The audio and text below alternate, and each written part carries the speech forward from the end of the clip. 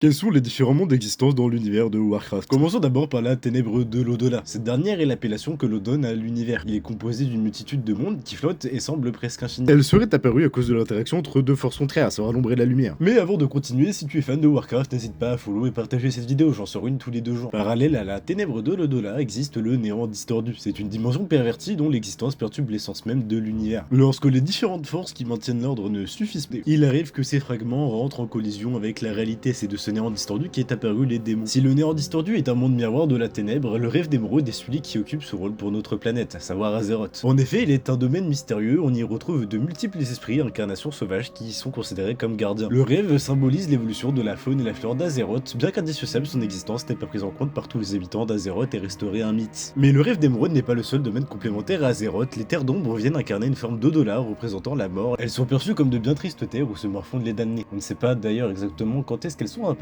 bien qu'on suppose que cela doit concorder avec l'apparition de la vie.